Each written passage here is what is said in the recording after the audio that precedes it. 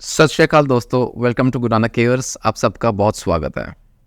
आज का वीडियो ना जो हमारे हार्ट पेशेंट्स हैं, हृदय के रोगी हैं ना, उनके लिए बहुत ही इम्पोर्टेंट होने वाला है। बहुत एक इम्पॉर्टेंट इन्फॉर्मेशन आपके साथ शेयर करूंगा दोस्तों, और रिक्वेस्ट करूंगा अगर तो आप खुद हार्ट पेशेंट हैं, अगर आप हृदय के रोगी हैं, आपको किसी प्रकार की हार्ट को लेकर दिक्कत रहती है ना, तो वीडियो एंड तक ज़रूर देखिएगा, अच्छे से देखिएगा, समझिएगा और नोट कीजिएगा जो बातें मैं आपको बताऊँगा।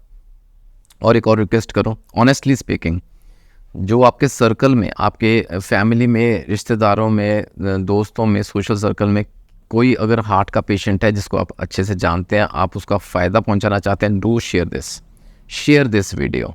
100% फ़ायदा होने वाला है। आइए straight away come to the point. दोस्तों, हार्ट के पेशेंट्स रहते हैं ना, तो उनको ना बहुत सी दवाएं दी जाती हैं। इन जनरल बात करूं, कार्डियोवैस्कुलर डिसऑर्डर्स अगर हम कहें, heart diseases we call them cardiovascular disorders. उसके अंदर ना जो हमारे ब्लड वेसल्स को लेकर दिक्कतें वो आ जाती हैं, और हमारे हार्ट को लेकर दिक्कतें आती हैं। एलोपैथी में ना बहुत कॉमन दवाएं प्रयोग में लाई जाती हैं, जिसको हम बोलते हैं एस इनहिबिटर्स। अच्छा, वो ये ना हाइपरटेंशन के लिए दी जाती है। इन जनरल, इन शॉर्ट बताता हूँ मैं आपको, ब्लड प्रेशर को बढ़ता है ना, तो उसको कंट्रोल में रखने के लिए ये दी जाती हैं।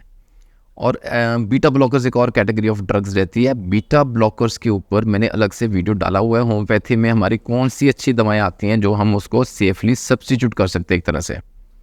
ठीक है, आज बात करेंगे एस इनहिबिटर्स की। एस इनहिबिटर्स और डायूरेटिक्स, ये दो क्लास ऑफ ड्रग्स रहती हैं ना, बहुत इंपॉर्टेंट, बहुत वास्टली यूज़ की जाती हैं। Two different class of drugs. Diuretics आप समझते ही होंगे, अब तो मैंने अच्छे खासे वीडियोस डाले हुए हैं। जो लास्ट वीडियो था ना डायूरेटिक्स के ऊपर, वो भी देख लीजिएगा। आज डायूरेटिक्स की बात नहीं करेंगे, वो वीडियो देख लीजिएगा, आपको सारी क्लियर हो जाएगी बात। आज बात करेंगे एस इनहिबिटर्स की, और उसका होम्योपैथी में हम कैसे बेटर आपको मैं उसका हल दे सकूं, उसकी बात करेंगे। एस इनहिबिटर्स आर बेसिकली, जैसे ना उसके फुल फॉर्म रहती है एंजियोटेंसिन कन्वर्टिंग एंजाइम। एस हो गया इनहिबिटर्स। अब ये basically high blood pressure patients को दी जाती है कि उनका ब्लड प्रेशर नॉर्मल रहे, बीपी बढ़े ना। ये कैसे एक्ट करते हैं इन शॉर्ट बताता हूँ आपको। हमारी बॉडी में ना एंजाइम्स बनते हैं, एंजियोटेंसिन नाम के एंजाइम्स।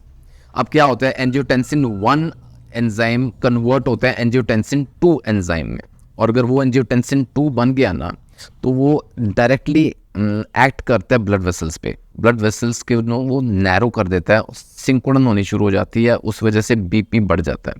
ठीक है, टंग से नली में से ब्लड फ्लो करेगा तो ऑब्वियसली ब्लड का प्रेशर बढ़ जाएगा। अब एस इनहिबिटर्स, ये जो कन्वर्ट हो रहा है ना एंजाइम, ये वहाँ एक्ट करते हैं, उस एंजाइम को बनने नहीं देंगे। एंजियोटेंसिन 2 को नहीं बनने दिया तो क्या होगा, वो ब्लड वेसल्स रिलैक्स रहेंगी, ब्लड का फ्लो नॉर्मल रहेगा, आपका बीपी नॉर्मल रहेगा, और उस वजह से हाई ब्लड प्रेशर की वजह से होने वाली दिक्कतों से हमें राहत मिलती है। अब प्रॉब्लम क्या है, एस इनहिबिटर्स और डायूरेटिक्स ये कॉम्बिनेशन में दी जाती हैं सो दैट हार्ट पे लोड ना पड़े, हार्ट की पंपिंग फंक्शनिंग कम रहे, और हार्ट पेशेंट्स को हार्ट फेलियर के केसेस में दिया जाता है, हार्ट अटैक के केसेस में दिया जाता है, और किडनी रिलेटेड प्रॉब्लम्स में दिया जाता है। लेकिन प्रॉब्लम यहाँ आती है, क्योंकि दोस्तों ये ना लगातार देना पड़ता है, उसको काफ़ी लंबे समय तक देना पड़ता है, और वही बात आ गई, उसके साथ लिंक्ड कुछ इस प्रकार के साइड इफ़ेक्ट्स हैं जो कि हम नज़रअंदाज नहीं कर सकते। जनरल साइड इफ़ेक्ट्स तो सिंपल से रहते हैं, जैसे आपने अगर ऑब्जर्व किया होगा, अगर आप एस इनहिबिटर्स ले रहे हैं। अच्छा, एस इनहिबिटर्स पहचान कैसी हुई, कौन सी दवाएँ हैं जिनके एंड में ना प्रिल लगता है। एनालोप्रिल पुराना एक सॉल्ट है, काफ़ी यूज़ होता है। रेमिप्रिल, लिजिनोप्रिल, इस तरह के जितने प्रिल्स हैं ना, all are ACE inhibitors. Dry cough एक कॉमन समस्या रहती है। सूखी खांसी, अक्सर ऐसा होता है कि खांसी आती है, ये लगातार हम यूज़ करें ना, सिंपल साइड इफ़ेक्ट्स रहते हैं। डिजनेस ही रहेगी, ड्राउजीनेस रहती है, नींद आती रहती है, सुस्ताता रहता है, मतलब फटीग है, जनरल वीकनेस है महसूस करता है। और अगर सिवियर कॉम्प्लिकेशंस की बात करें ना, लंबे समय तक देनी पड़ती है। अगर आप एलर्जिक है टू एस इनहिबिटर्स, तो वो क्या होगा, एलर्जिक रिएक्शंस होंगे, वो इतने कॉम्प्लिकेटेड होते हैं कि संभालना मुश्किल हो जाता है। स्वेलिंग का सिम्टम आता है, सूजन दिखती है, फेस पे दिखती है, आइज पे दिखती है, चेहरे पे दिखती है स्वेलिंग, जॉन्डिस भी हो सकता है कई बार। खैर, ये सारे इसके एस इनहिबिटर्स के यूज़ के कॉम्प्लिकेशंस, लॉन्ग टर्म यूजेज में इसके साइड इफ़ेक्ट्स। क्या करें, कम टू होम्योपैथी। आपके सामने मैं 3 इंपॉर्टेंट होम्योपैथिक दवाएं रखता हूँ, जो कि ना ये साइड इफ़ेक्ट्स माइनस हो जाएंगे, बेनिफिट पूरा मिलेगा। और अगर इन जैसे न्यूली डायग्नोस्ड केस है ना, कोई किसी प्रकार का कार्डियोवैस्कुलर डिसऑर्डर है किसी बंदे को, अगर न्यूली डायग्नोस्ड है ना, तो ये तो बहुत ही इंपॉर्टेंट रोल अदा करते हैं। आपको वो लेटर होने वाले कॉम्प्लिकेशन से हेल्प करेंगे, उसमें राहत मिलती है, वो नहीं होंगे। ठीक है, इसलिए मैं बोलता हूँ ये ना in cases of mild cardiovascular insufficiency cases ये तो 100% काम करेंगे, ज़रूर दें। सबसे पहली दवा है हॉथॉर्न, जिसे हम क्रेटिगस ऑक्सीकैंथा के नाम से जानते हैं। हॉथॉर्न बहुत इंपॉर्टेंट, इसके ना क्रेटिगस का मैंने अलग से वीडियो डाला हुआ है और कई वीडियोस में चर्चा हुई है।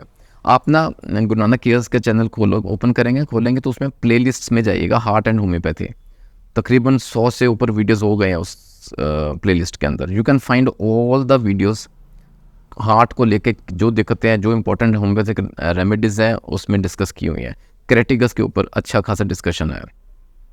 या इन शॉर्ट में बताऊं आपको, क्रेटिगस ऑक्सीकैंथा एक बहुत ही इंपॉर्टेंट हार्ट का टॉनिक का काम करती है और वहाँ हेल्प करती है जहाँ पेशेंट ना रिकवर कर रहा है फ्रॉम अ हार्ट अटैक। फिर इरेगुलरिटी ऑफ हार्ट होती है, कभी वो पंपिंग फास्ट करता है, कभी स्लो हो जाता है, इरेगुलर सी रहती है उसकी heart rate, right. Dilatation of heart, hypertrophy of heart, ये कुछ टॉपिक्स मैंने जनरल डिस्कस किए हुए हैं। क्रेटिगस बहुत ही रामबाण दवा का काम करती है ऐसे केसेस में। और इम्पॉर्टेंट याद रखिए, एक टर्म है मायोकार्डाइटिस। अगर मायोकार्डाइटिस का पेशेंट है, उसको उसके साथ लिंक्ड कुछ लक्षण आ रहे हैं, सिम्टम्स आ रहे हैं ना, तो क्रेटिगस तो ज़रूर दीजिएगा। और इन जनरल हाइपरटेंशन में भी हेल्प करती है। In combination we can give with other remedies. और नर्वस पैल्पिटेशन, देखिए पता है क्या होता है, because of anxiety related symptoms वो हार्ट पे असर होता है, वो कॉम्प्लिकेशंस दिखती हैं, वो सिम्टम्स के रूप में सामने उभर के आते हैं। कारण क्या है? Anxiety, nervousness. तो उसके साथ अगर दिक्कत रहती है और हार्ट अफेक्ट हो रहा है ना, वहाँ भी क्रेटिगस हेल्प करती है। अच्छा, ऐसे केसेस में मैं बताऊँ आपको, कम से कम ना 12 हफ्तों तक क्रेटिगस हम सेफली दें, सो दैट आपको ना रिजल्ट्स दिखें, और रिजल्ट्स भी एवर लास्टिंग रिजल्ट्स होते हैं। ये नहीं कि आपने दवा बंद कर दी, we come back to square one. Crataegus हम क्यू फॉर्म में दे सकते हैं, मदर टिंचर फॉर्म में, जस्ट 10 ड्रॉप्स। देखिए, अगर मैं फिर बात रिपीट करूँगा, अगर स्टार्टिंग है, अगर एक्यूट केस है, न्यूली डायग्नोस्ड केस है, तो दिन में 2 बार 10 बूंदें बहुत सफिशिएंट रहती हैं in half glass of water. आधा कप गुनगुना पानी हो तो बहुत बेहतर रहता है। दिन में 2 बार तो दें, लेकिन अप टू 3 to 4 टाइम्स भी दी जाती हैं, depending on the severity of the conditions, right. दूसरी इंपॉर्टेंट दवा है स्पाइचिलिया। स्पाइचिलिया शायद रह गई है, इसके ऊपर ना डिटेल डिस्कशन करेंगे। It is a beautiful homeopathic remedy, बहुत बेहतरीन इसका फील्ड ऑफ एक्शन रहता है। यहाँ हार्ट के लिंक्ड अगर दिक्कत ना, हार्ट डिसऑर्डर्स हैं वो, और साथ में ना न्यूरैल्जियाज, इन जनरल न्यूरैल्जिया जहाँ रहेगा, स्पाइचिलिया विल हेल्प यू। लेकिन अगर चेस्ट पेन का सिम्टम है, mark my words, neuralgia nerve pain की वजह से, जैसे अगर चेस्ट में दर्द रह रहा है, स्पाइचिलिया विल हेल्प यू। अगर एंग्जाइटी की वजह से चेस्ट में दर्द रह रहा है, स्पाइचिलिया विल हेल्प यू। अगर एंजाइना पेक्टोरिस की वजह से चेस्ट में दर्द रह रहा है, स्पाइचिलिया विल हेल्प यू। और मैं बताऊं, एक बहुत इंपॉर्टेंट कंडीशन रहती है हार्ट की, जिसे हम कहते हैं पेरिकार्डाइटिस। पेरिकार्डाइटिस की अगर दिक्कत है, उसके लिंक्ड अगर लक्षण हैं, सिम्टम्स आ रहे हैं, डायग्नोज हुआ है, स्पाइचिलिया हेल्प करेगी। स्पाइचिलिया 30 CH पोटेंसी में दे सकते हैं, 2 बूंदे दिन में 2 बार। दोस्तों, तीसरी इंपॉर्टेंट रेमेडी है कैलिकार्बोनिकम, कैलिकार्ब जिसे हम कहते हैं। कैलिकार्बोनिकम भी ना 2 तरह के पेन्स में काम आएगी। चेस्ट में अगर पेन होता है, फॉर एग्जांपल, इसमें ना sharp stitching cutting pains, again mark my words, अगर बहुत इस तरह के तीखा सा चीरता हुआ दर्द रहता है, चेस्ट में होगा, तो कैलिकार्बोनिकम दी जा सकती है। और दूसरा एक और प्रकार का रहता है जिसे हम कहते हैं डल पेन। डल सा पेन होता रहता है चेस्ट में, और उसके साथ एसोसिएटेड प्रेशर, वजन पड़ा है, प्रेशर इन द चेस्ट, अगर ये जुड़ते सिम्टम्स हैं, वहाँ भी हम कैलिकार्बोनिकम दे सकते हैं।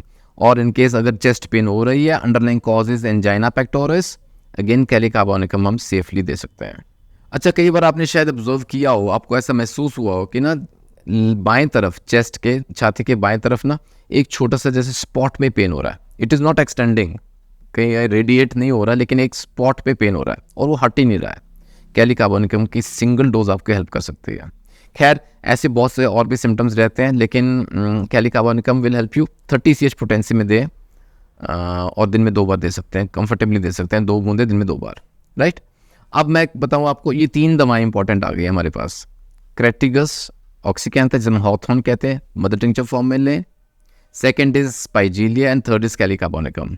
अब माने मेरी बात, इसको लॉन्ग टर्म यूजेस करेंगे ना, ये कहीं ना कहीं हमें बेटर रिजल्ट्स देगी बिना किसी साइड इफेक्ट के। बेटर रिजल्ट्स किससे देगी? जो हमने शुरू में चर्चा शुरू की थी, एस इनहिबिटर्स एंड डायूरेटिक्स, ठीक है। उन सब के बेनिफिट्स हमें मिलेंगे माइनस द साइड इफेक्ट्स। इसीलिए मैं अक्सर कहता हूँ होम्योपैथी है तो वो है, homeopathy treat safely and surely. हाँ, बशर्ते कम सून, जल्दी आए, होम्योपैथी अपनाएं। आशा करता हूँ दोस्तों आज का video, and I am quite sure 100% आप तक मेरा मैसेज अगर पहुँचा है ना तो उसका फ़ायदा ज़रूर पहुँचेगा। And let the benefits spread, share कीजिएगा, सबको इसका बेनिफिट होना चाहिए। Knowledge is prevention. और जुड़े रहें गुरु नानक केयर्स के साथ for more such informational videos. कोई डाउट है, कोई सुझाव है, do mention the comment section.